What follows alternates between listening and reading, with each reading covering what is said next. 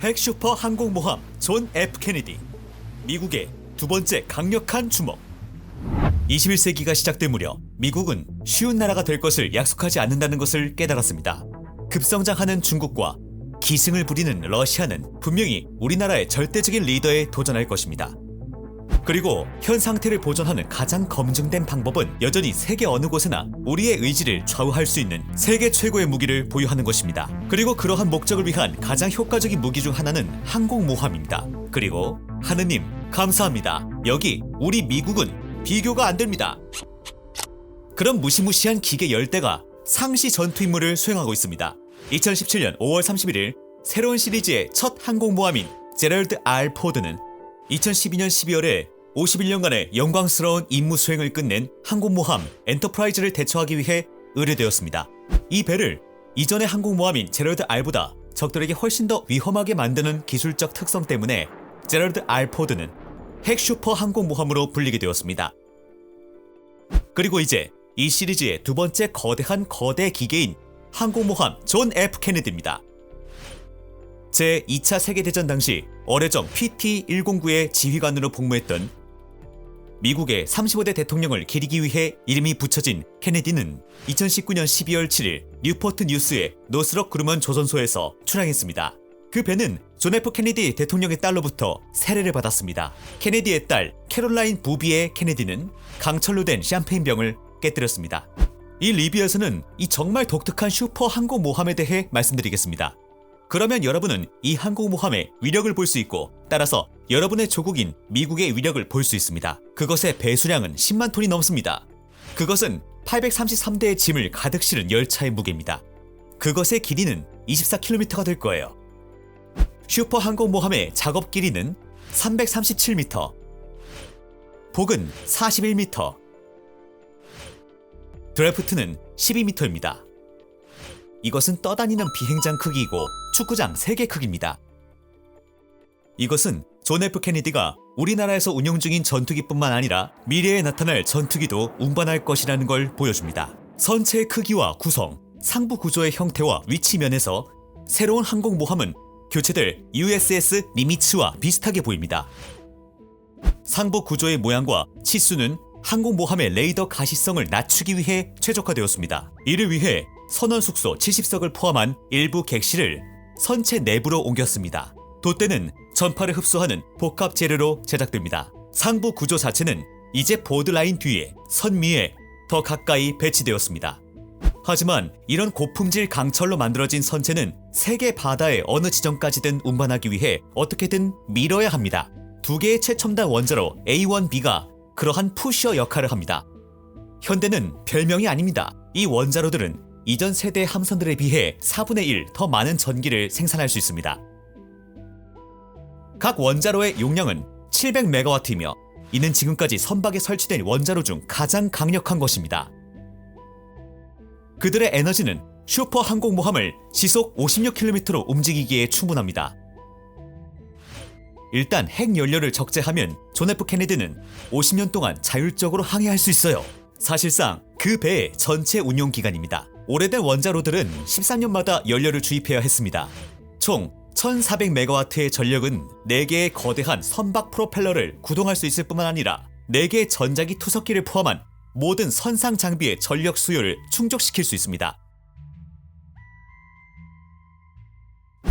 그런데 전기 발전기의 출력은 항공모함인 USS 니미츠보다 2.5배 더 높아졌습니다.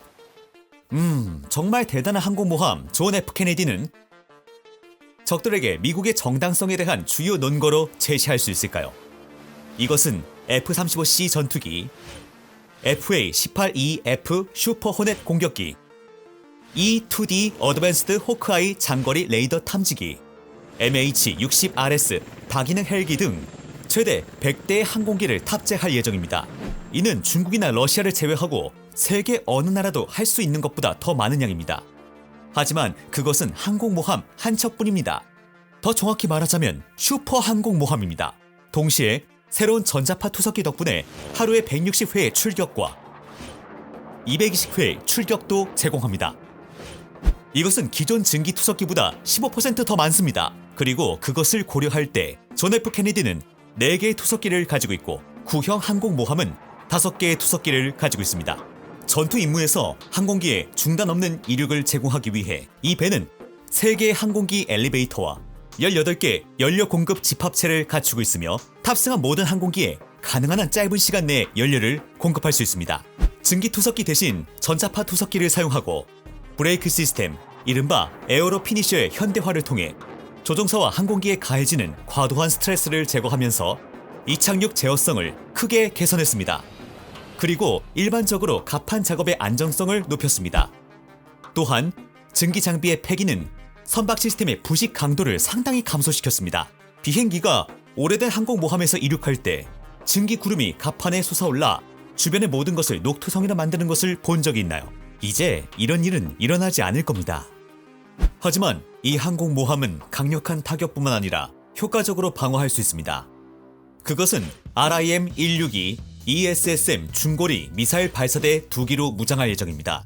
각 발사대는 반능동 레이더 호밍 헤드를 가진 4개 함대공 미사일로 구성된 8개의 컨테이너로 구성됩니다. 이 무기들은 최대 50km의 사거리에서 고속으로 기동 가능한 대함 미사일에 대항하기 위해 설계되었습니다. 독일의 레이시온과 DLBGT가 공동 개발한 RIM-116 지대공 미사일 발사대는 함정의 근접 방어용으로 설계되었으며 최소 목표 높이 4m에 500에서 10km의 고속 목표물을 타격할 수 있습니다.